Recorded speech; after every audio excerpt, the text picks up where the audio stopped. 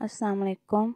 شہرو technologies کے plate form سے میں ہوں زاہدہ زین قادری۔ ربیع الثانی کے بابرکت مہینے کی 10 تاریخ کو شیخ عبدالقادر جیلانی رحمۃ اللہ علیہ کا وصال ہوا تھا۔ اسی مناسبت سے مستند حوالوں تصانیف فتح الغیب مصنف حضرت شیخ عبدالقادر جیلانی رحمۃ اللہ علیہ، تصنیف غنیۃ الطالبین، اردو ترجمہ مع عربی متن، مصنف شیخ عبدالقادر جیلانی رحمۃ اللہ علیہ، تصنیف سیرت غوث پاک رحمۃ اللہ علیہ، مصنف پیر سید ارتضیٰ علی کرمانی، تصنیف اللہ کے سفیر، مصنف خان آصف، تصنیف خطبات رضائیہ، مرتب محمد منشا قادری، تصنیف قلائد الجواہر، مصنف علامہ محمد یحییٰ، مترجم علامہ عبدالستار قادری سے لیا گیا مواد آپ کی ذوق سماعت کی نظر کرتی ہوں۔ ربیع الثانی اسلامی تقویم کا چوتھا مہینہ ہے جو شیخ عبدالقادر جیلانی رحمۃ اللہ علیہ کی یاد بابرکات سے عالمی شہرت یافتہ ہے۔ حضرت شیخ عبدالقادر جیلانی رحمۃ اللہ علیہ مشائخ بغداد میں سے ہیں۔ آپ کا مسکن قصبہ جیلان ایران تھا۔ یہ قصبہ کوہ جودی کے دامن میں واقع ہے۔ اسی پہاڑ پر حضرت نوح علیہ السلام کی کشتی طوفان سے تھم جانے کے بعد ٹھہری تھی۔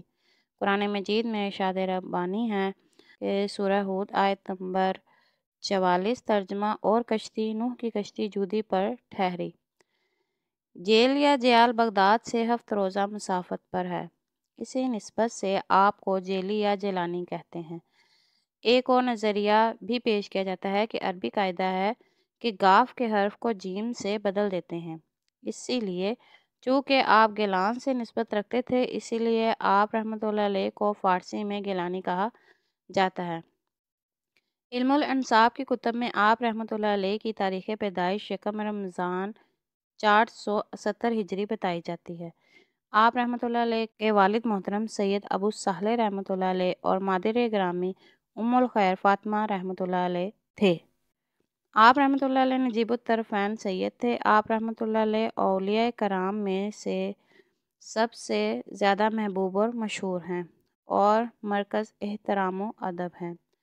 آپ رحمۃ اللہ علیہ کا لقب غوث الاعظم ہے۔ اولیاء کرام اللہ کے ولی اور دوست ہوتے ہیں۔ اللہ تعالیٰ نے ارشاد فرمایا ہے، سورہ بقرہ آیت نمبر 152 ترجمہ، تو تم مجھے یاد کرو، میں تمہیں یاد کروں گا، اور میرا شکر ادا کرو اور میری ناشکری نہ کرو۔ حضرت شیخ عبدالقادر جیلانی رحمۃ اللہ علیہ خود اس آیت کی تفسیر فرماتے ہیں کہ رب تعالیٰ کا فرمان یہ ہے کہ میرے بندو، تم فرش پر بیٹھ کر میرا ذکر کرو، میں عرش معلیٰ کی بلندیوں پر تمہارا ذکر کروں گا۔ سبحان اللہ۔ یہ آپ رحمۃ اللہ علیہ کی بتائی گئی تفسیر کی صداقت ہے کہ اولیاء اللہ کا ذکر و تذکرہ صدیوں سے جاری ہے اور تا قیامت جاری رہے گا۔ حضور غوث پاک رحمۃ اللہ علیہ کی تربیت میں آپ رحمۃ اللہ علیہ کے والدین کا بہت بڑا کردار ہے۔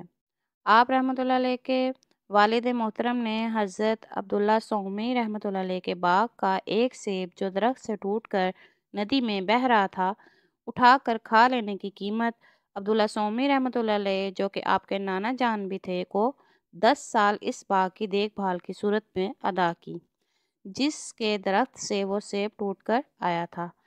آپ رحمۃ اللہ علیہ کی والدہ ماجدہ ایک انتہائی پاکیزہ اور پاک باز خاتون تھیں کہ جن کے بارے میں یہ کہا جاتا کہ وہ گونگی، بہری اور اندھی ہیں، اس صورت کی وجہ سے کہ انہوں نے نہ کبھی شہر پسندی کی طرف دیکھا، بولا اور نہ ہی سنا۔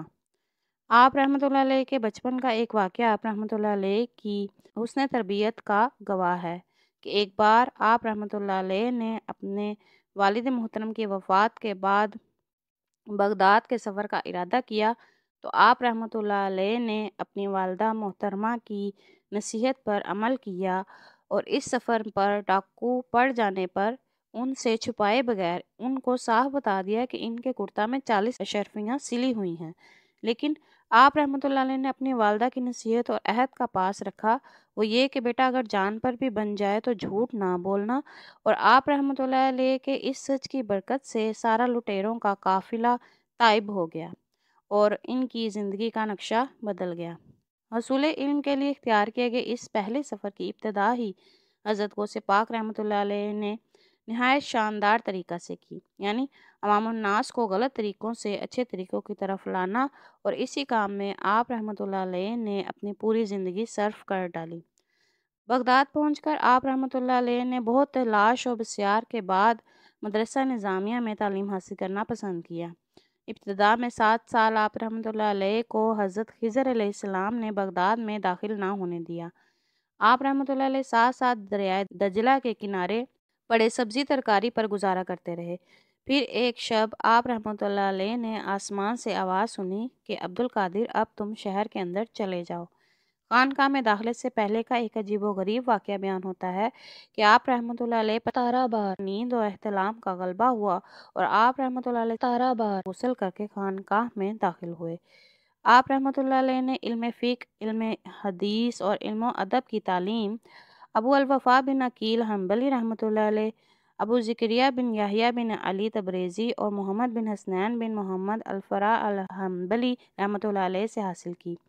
یہ حنبلی مسلک رکھتے تھے، مگر اپنے مسلک سے ان کے بعض اصولی اور فروعی مسائل میں مخالف تھے۔ آپ رحمۃ اللہ علیہ امام ابو حنیفہ رحمۃ اللہ علیہ سے تائید حاصل کرنے کے بعد ابو الخیر حماد بن مسلم بن درات الدباس کی خدمت میں ایک مدت تک رہے اور انہی سے آپ رحمۃ اللہ علیہ نے بیعت حاصل کر کے علم طریقہ و ادب حاصل کیا۔ خرقہ شریف آپ رحمۃ اللہ علیہ نے قاضی ابو سعید المبارک المخرومی سے پہنا تھا۔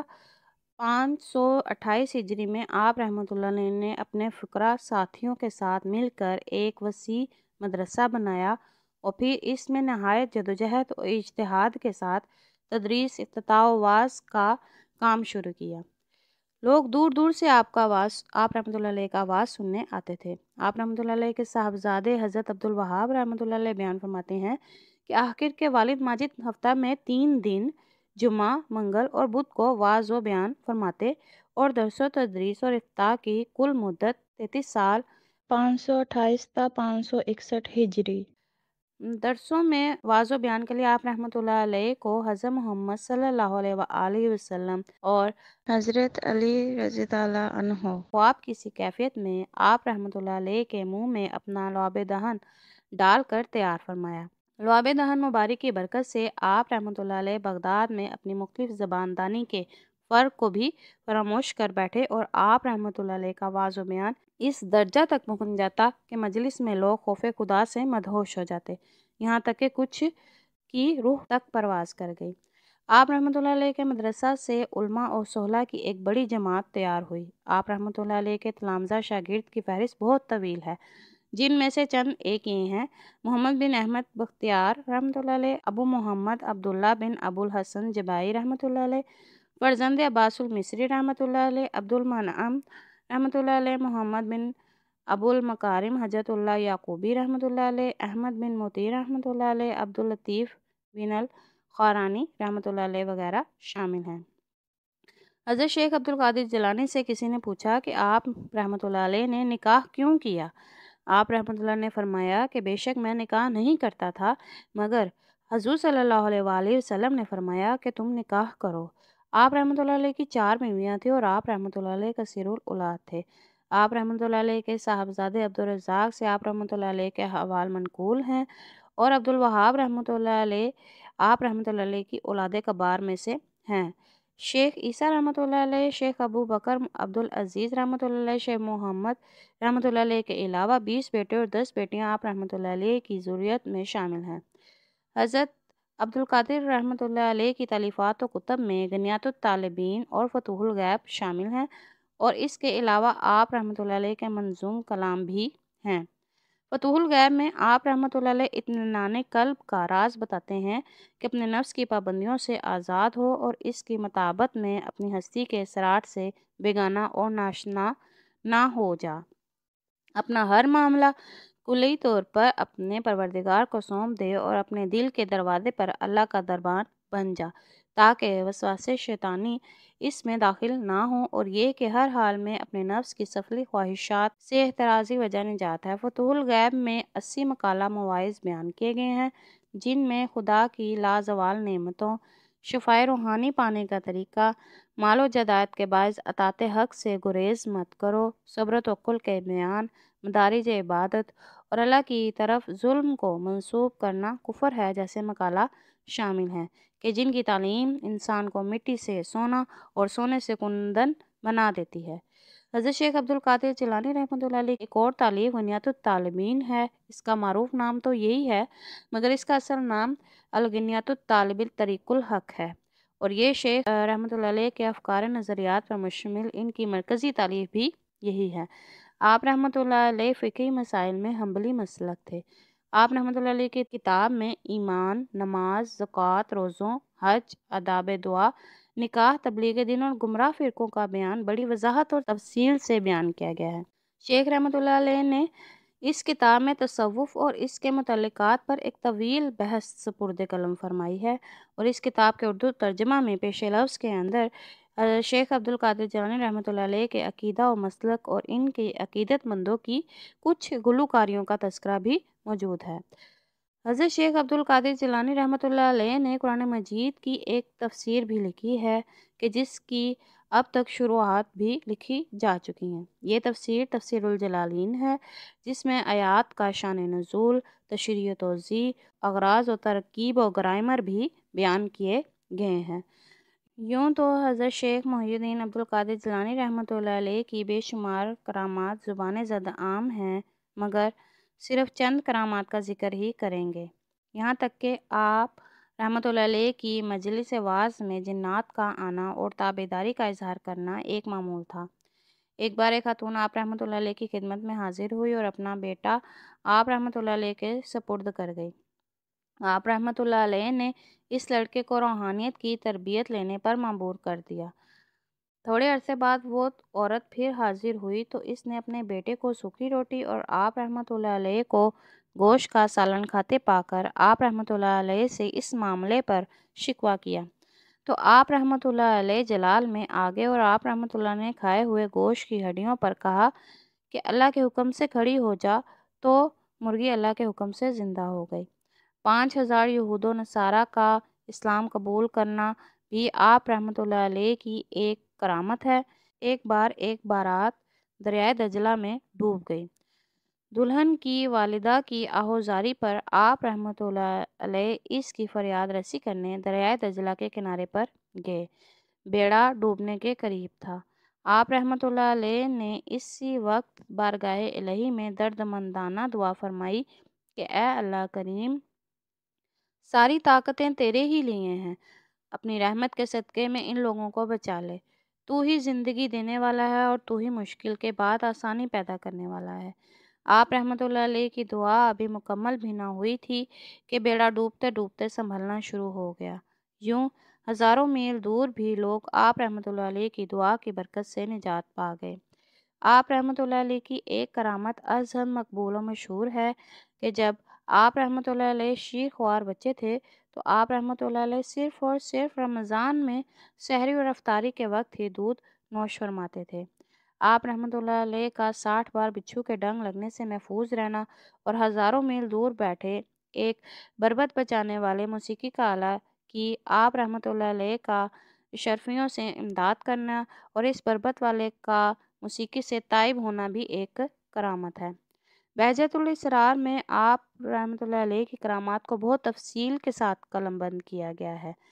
اعتراض کرنے والوں کا خیال ہے کہ آپ رحمۃ اللہ علیہ کے روحانی مقام کو بلند درجہ دینے کے لیے مبالغہ کیا گیا ہے، لیکن یہ بات حقیقت سے کچھ واسطہ نہیں رکھتی۔ آپ رحمۃ اللہ علیہ کے واضح بیان بھی کرامت ہی تھے کہ جب آپ رحمۃ اللہ علیہ نے بولنا شروع کیا تو لوگوں کے دل ہلنا شروع ہو گئے، کوئی رو رہا ہے تو کسی کو غش پر غش آ رہے ہیں۔ آپ رحمۃ اللہ علیہ کی اس کرامت کے طفیل ہزاروں غیر مسلم دائرہ اسلام میں داخل ہوئے اور ہزاروں اہل اسلام اپنے عقائد کو سنوارنے کے قابل ہوئے۔ آپ رحمۃ اللہ علیہ کا ایک وعظ ہر ماہ چاند کی 11 تاریخ کو رات کے وقت ہوتا تھا، جو کہ بعد میں 11ویں شریف کہلایا۔ اس دور میں چونکہ برقی کی کمکموں بجلی کا انتظام نہ ہوتا تھا، اس لیے چاند کی 11 تاریخ کو رات کو وعظ کی محفل منعقد ہوتی تاکہ محفل کے بعد میں رات کو لوگ چاند کی چاندنی میں بآسانی گھروں کو جا سکیں۔ یہ محفل ایسی بابرکت اور روشن محفل ٹھہری کہ آج صدیاں گزر جانے کے بعد بھی آپ رحمۃ اللہ علیہ کے مریدین اس محفل کو دنیا کے ہر کونے سے چاند کی 11 تاریخ کو ہی ہر ماہ منعقد کرتے ہیں، اور یہ محفل قادریہ سلسلہ کی شان ہے۔ آپ رحمۃ اللہ علیہ کا دور مبارک خلیفہ المستجد باللہ کا ہے، جس کی آپ رحمۃ اللہ علیہ نے اصلاح فرمائی اور چہار سو فرقہ بندی کے عروج کے دور میں لوگوں کے عقائد کی اصلاح کی۔ آپ رحمۃ اللہ علیہ سے تعلیم پا کر آپ رحمۃ اللہ علیہ کے تلامذہ، جو کہ آپ رحمۃ اللہ علیہ کے خلیفہ کہلائے، پوری دنیا میں تبلیغ دین کے کام پر مامور ہیں۔ برصغیر پاک و ہند میں بھی آپ رحمۃ اللہ علیہ کے خلفاء کی آمد ہوئی اور عصر حاضر تک آپ رحمۃ اللہ علیہ کے خلفاء کا فیض جاری و ساری ہے۔ سلسلہ قادریہ آپ رحمۃ اللہ علیہ کے اوج کمال کی مثال ہے۔ لاہور داتا کی نگری میں بھی آپ رحمۃ اللہ علیہ کی بے مثال عزت و تکریم کی جاتی ہے۔ مثلاً لاہور میں آستانہ حبیب، جو کہ اعلیٰ حضرت محمد حبیب الرحیم فاروقی قادری مجددی کا آستانہ عالیہ ہے اور جس سے فیضان و عرفان کا سلسلہ جاری و ساری ہے، اس کی ایک زندہ و تابندہ مثال ہے۔ آپ رحمۃ اللہ علیہ شیخ المشائخ مصدر فیوض الرحمت شیخ نجم الہدیٰ رضی اللہ عنہ کے بیعت اور فیض یافتہ ہیں۔ آپ رحمۃ اللہ علیہ کے وصال کے بعد آپ رحمۃ اللہ علیہ کے صاحبزادے محمد فیض اللہ حبیبی فاروقی قادری مدظلہ اعلیٰ اس فیضان نعمت کی جانشینی کے فرائض سر انجام دے رہے ہیں۔ لاہور میں اس سلسلہ سے حضرت میاں میر لاہوری وابستہ تھے۔ آپ رحمۃ اللہ علیہ کا عرس مبارک ہر ماہ ربیع الثانی میں نہ صرف بغداد میں بلکہ عراق و پاک و ہند اور جہاں جہاں آپ رحمۃ اللہ علیہ کے عقیدت مند موجود ہیں، انتہائی عقیدت و احترام سے منایا جاتا ہے۔ عرس پر بغداد میں موجود اس سلسلہ کی پیڑھی سے وابستہ خلیفہ ذکر و بیان کا اہتمام کرتے ہیں۔ عصر حاضر میں سجادہ نشین سیدنا ہاشم ہیں، جو کہ اب 18ویں پیڑھی سے ہیں۔ مزار سے ملکہ مسجد، لائبریری اور مدرسہ زائرین کے لیے کھلا رہتا ہے۔ یہاں زائرین کے قیام و طعام کا انتظام انتہائی منظم طریقے سے ادا کیا جاتا ہے اور شیعہ و سنی سب ایک ہیں کا پیغام بھی دیا جاتا ہے۔ دعا ہے کہ اللہ تعالی ہمیں اپنے نیک بندوں کی تعلیمات کی پیروی کرنے اور ان کے تبلیغ دین کے کام میں اپنا حصہ ڈالنے کی توفیق عطا فرمائے، تاکہ ہم دنیا اور آخرت میں سرخرو ہو سکیں۔ آمین یا رب العالمین۔